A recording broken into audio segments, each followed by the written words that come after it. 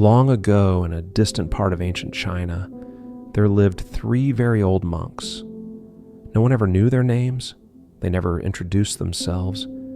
They simply walked through life unnoticed, except for one thing: their laughter. People would only remember them as the 3 monks who laughed endlessly. Wherever they traveled, through villages, across fields, or along quiet roads, they would stand together in the town square and just start laughing. Not a soft laugh, but deep, joyful, contagious laughter. At first, the villagers would stop, confused. Then gradually their curiosity would turn to a smile. And before long, they too were laughing. Farmers in the fields, shopkeepers arranging their goods, even travelers passing by, all joined in. This was their way of teaching. Joy was the only lesson, laughter was the only sermo. The 3 monks never carried scrolls or gave formal lessons. They never demanded respect. They simply spread happiness by living it, and the world around them began to shine a little brighter wherever they went. For many years, this trio wandered, their laughter rolling like a wave from village to village. People would sometimes wonder, how can they be so free, so lighthearted? And perhaps, unknowingly, the monks were showing the answer. Life is too short to carry sorrow as your companion. Then one day, something no one expected happened. In a quiet northern village, one of the monks quietly passed away. Word spread quickly, and villagers rushed from miles away to see what the 2 remaining monks would do. Would they grieve? Would they cry? Would they stop laughing, even for a moment? But the 2 monks did not mourn in the way anyone expected. Instead, they laughed, and not softly. They laughed louder than ever before. The villagers were shocked. Finally, one brave villager asked, "Why do you laugh when your friend has left this world?" For the first time in their lives, the monks spoke. "Yesterday, while walking here, he proposed a little game," they said. "He asked which of us would leave this life first, and now he has won. He even left instructions for us to follow. He said, 'Do not wash him, do not change his clothes.' He wanted to leave this world exactly as he lived in it, free, joyful, untouched by the sorrows of life." So the villagers followed his instructions. When the pyre was lit, something incredible happened. The flames danced around his simple robes, and in that moment, the air shimmered with colors, like a celebration of his laughter. The villagers could not help themselves. They joined in. The sound of their laughter, mixed with the fire and the 2 monks' joy, felt like the whole world was alive for a brief, perfect moment. And this, perhaps, is the lesson the monks wanted everyone to learn. Life is not meant to be carried with sorrow, resentment, or fear. It is meant to be lived with lightness, with laughter, with the courage to find joy even in difficult moments. Even in death, the first monk had shown that happiness can be eternal, and that joy is not just a feeling, it is a choice. So the next time life feels heavy, look in the mirror and remember the 3 monks who taught a whole country to laugh. Smile at your struggles, giggle at your worries, and let the world see the light inside you. Because the gift of joy, true, deep, unshakable joy, is yours to carry. And when you do, it spreads far beyond what you can imagine. This is Mind Sky. Thank you for watching, and stay blessed.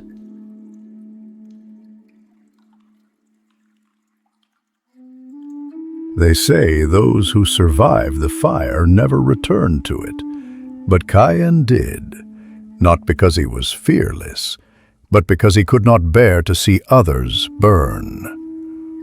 This is the story of a man who found peace inside the fire. Kayan was a monk known for silence, For 10 years he lived high in the mountains, meditating from dawn till dusk, learning to master his emotions, to still the storms within. He believed he had conquered pain. He believed nothing could disturb his peace. One evening, from the mountain peak, he saw smoke rising from the village below. The wind carried the screams of people. A great fire had consumed the valley, the same village Kayan was born in. He stood frozen, his mind calm, his breath even, but his heart trembling. Then came a voice from within. "You have learned peace, but have you learned compassion?" He looked down at the flames and whispered, "Not yet." And he began to walk. The monks at the temple tried to stop him. "Kayan, you will die." But Kayan only said, "Then let my death be useful."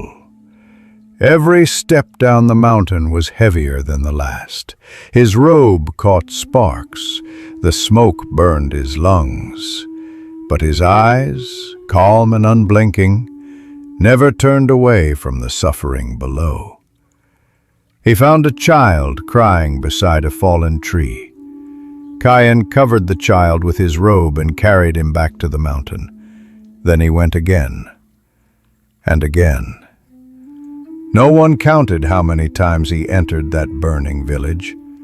By morning his hands were blackened, his face covered in ash, but his eyes peaceful.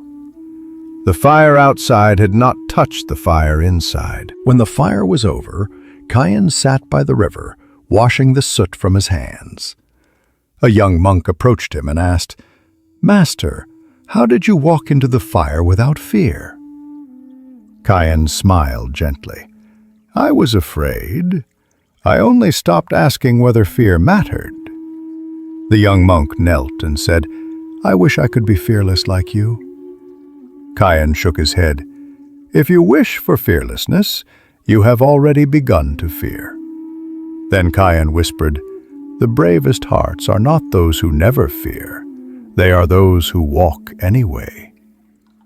Days later, Kayan disappeared. The monks searched everywhere, until one morning they found him walking back down into the ruins again, carrying a bowl of water.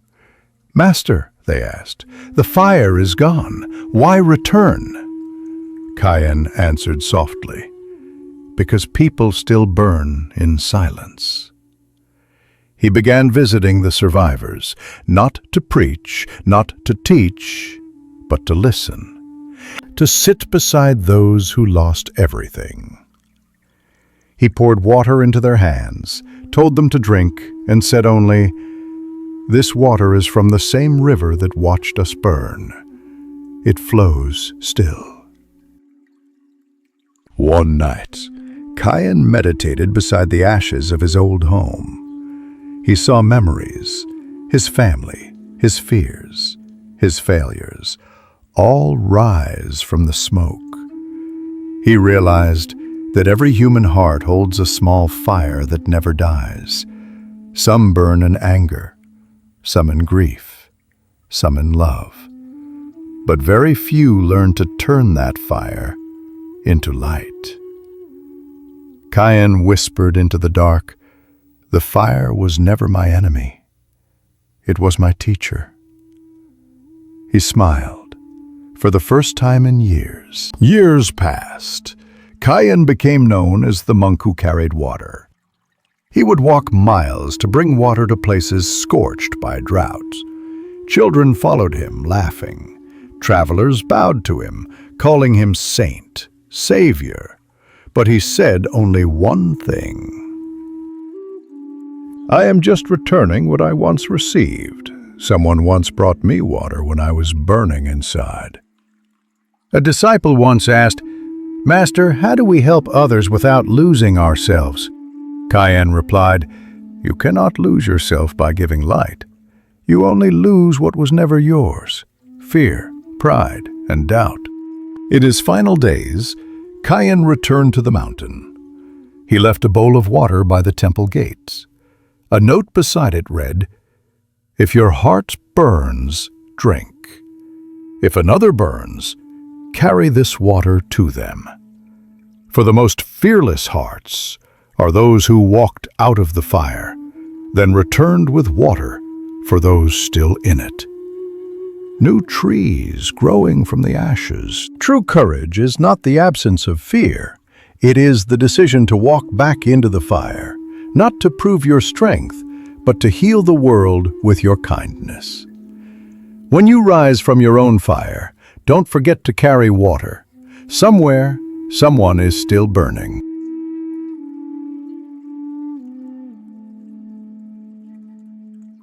What if every impossible you've ever believed in was simply waiting for your effort?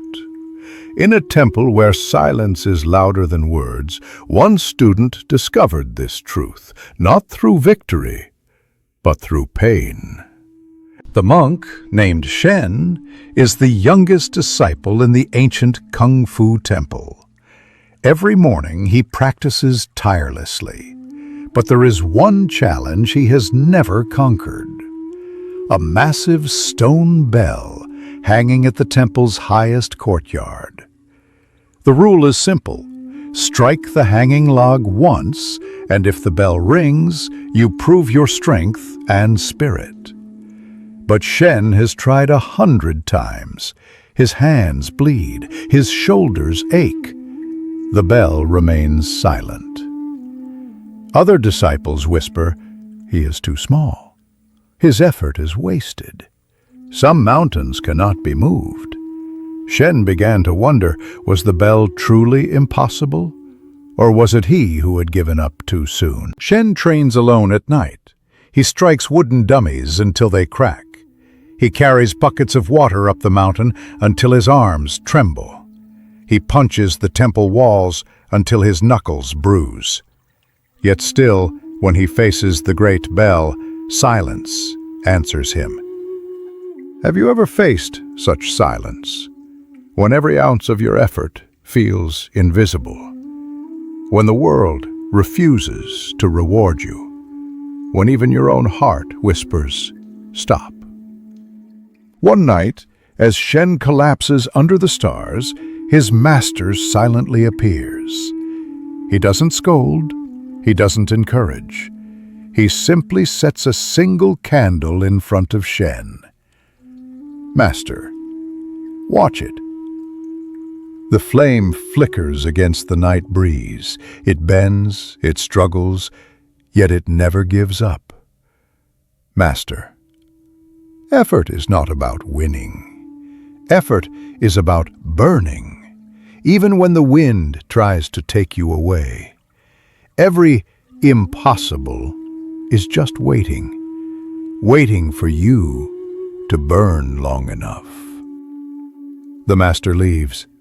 Only the candle and Shen remain. From that day forward, Shen stops chasing the bell. Instead, he trains differently. He breathes with patience. He sharpens his strikes with mindfulness. He stops asking, "When will I succeed?" and starts asking, "How deeply can I give myself today?" The montage shows seasons passing. Snow, rain, blossoms. Shen's body grows stronger, but more importantly, his spirit becomes unshakable. True power is not built in a single strike. It is carved, drop by drop, through effort that does not demand reward. One dawn, after years of effort, Shen walks to the great bell. He does not rush. He does not tremble. He simply takes the wooden log in his hands, breathes, and strikes. At first, silence. Then, a deep vibration. The bell begins to hum. The entire temple shakes with its thunderous echo. Disciples rush out, astonished. The great bell has rung for the first time in decades. Shen does not smile. He only bows. because he now knows the true victory was never the sound. It was the man he became while chasing it. Perhaps in your life there is a bell that has refused to ring, a dream, a challenge, a burden that feels too heavy. Remember Shen's story. Every impossible is not your enemy, it is your teacher. It waits for your patience, your persistence, your silent courage. And one day, when you least expect it, the bell will answer.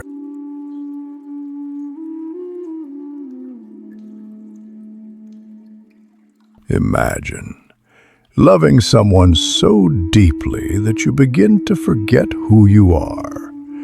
Imagine holding on so tightly to something that it slowly breaks you.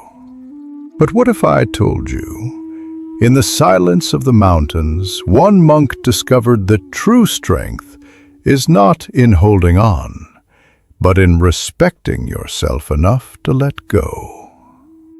Today, I will tell you the story of Kayan, the monk who learned that self-respect must be stronger than feelings. Kayan was not born wise. He was not born calm. He was, like many of us, a man with a heart that burned too brightly. He entered the monastery seeking peace, but instead his heart found something else, something forbidden. A young woman from the nearby village often came to offer food at the temple gates.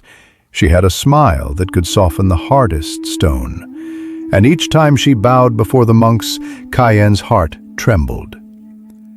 He told himself, "I am a monk. I should not feel this way." But feelings do not ask for permission, do they? Every night, Kayan sat in meditation, yet instead of silence, he heard her laughter. Instead of stillness, he saw her eyes.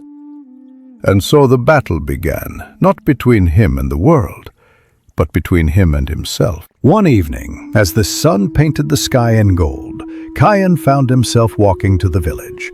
He told himself it was only to collect rice, but his heart whispered another reason. He saw her by the well, drawing water, and when their eyes met, time stopped. The world, the vows, the robes he wore, all seemed to vanish. Only the fire of longing remained. She smiled.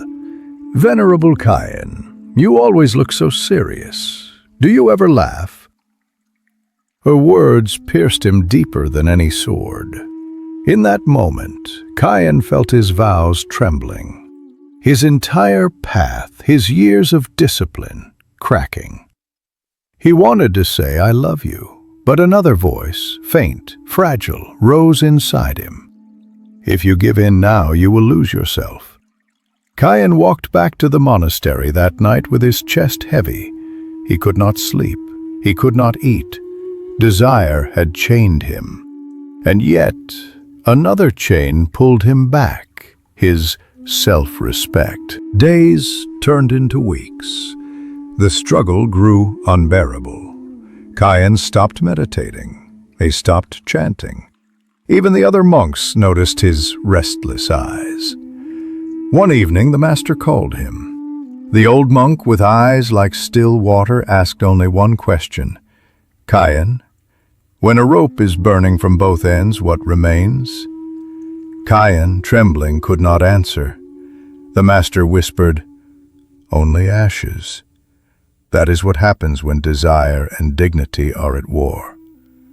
Nothing survives. That night, Kayan sat alone under the ancient Bodhi tree.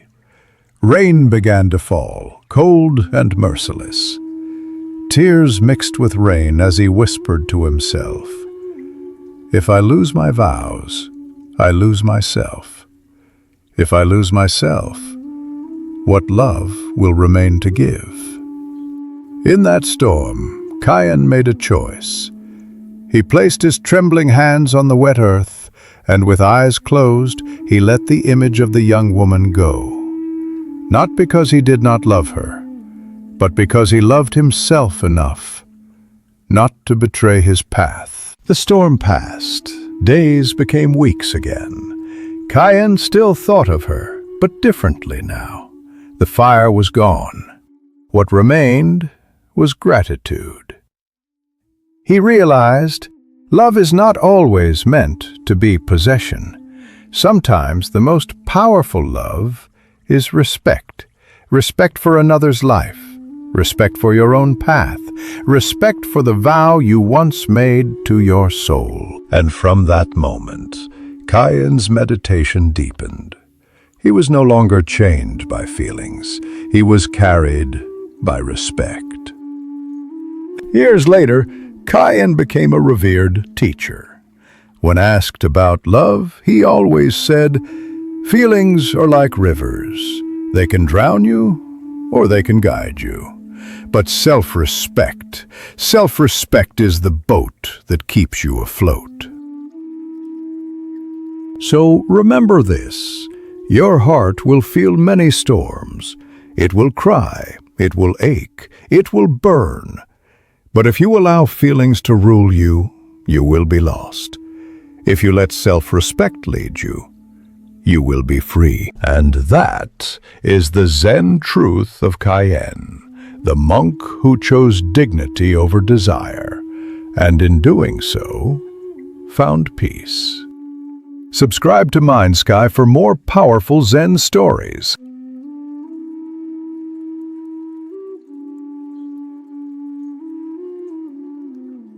In the heart of the mountains, under a restless moon, a young student sits alone in the training hall. His fists are bruised, his mind heavier than his body. He whispers to himself, "Why did I fail yesterday? What if I fail again tomorrow?" He doesn't know it yet, but tonight his master will reveal a secret so powerful it could free him from his prison of fear forever. Stay with this story until the end, because the lesson that saves him might just save you, too. His strikes are fast, but unfocused. Each blow carries the weight of yesterday's regret. Each pause carries tomorrow's fear. Inside his chest, there's a storm, anger for the past, anxiety for the future. He doesn't notice the silent shadow entering the hall. The master has been watching, and tonight, silence will speak louder than words. The student bows, embarrassed, but the master does not scold. He simply asks, "Why do you fight battles that are not here?" The student frowns. He doesn't understand. The master steps closer, his voice calm but piercing. "The past is gone. The future has not arrived. Yet you let them chain you. Why?" The words strike deeper than any punch. The student lowers his head. The master's eyes gleam like fire in the dark. They stand before the stream. The water dances, moving endlessly forward. The master points. "Do you see? The river never chases the drops that are gone. It never fears the drops yet to come. It only flows now. That is why it shines." The student stares, spellbound. For the first time, he realizes he has been living everywhere except here. "Strike!" the master commands. The student hesitates. "But I cannot see what's coming." The master's voice is sharp. "Exactly. None of us can. The future is blind. If you fear it, you will never move." The student strikes, awkward at first. Again and again. His body begins to trust. His movements become fluid, instinctive. The master whispers, "When you release fear of what is not yet here, your spirit becomes free." He feels something different. His body is lighter, his mind clear.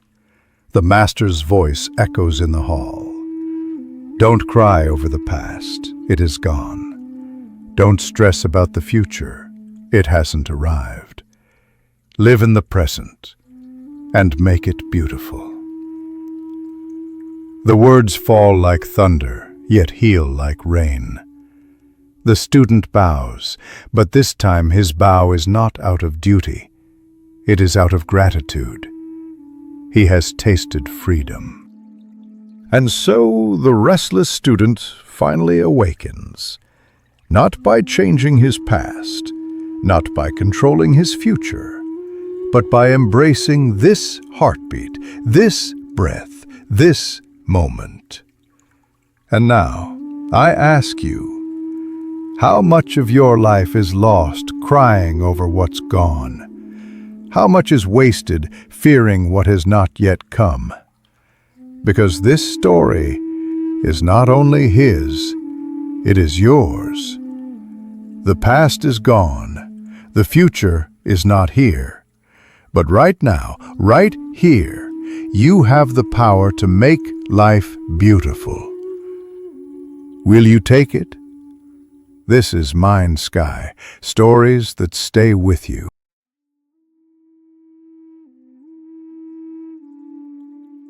Let me ask you something. Did you notice it this morning? The miracle that happened before you even touched your phone? Before you even got out of bed? You woke up. It sounds simple. Too simple. But not everyone did.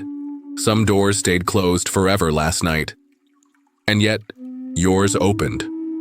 But here's the truth. Most of us live as though waking up is nothing. Just routine. Another box to tick.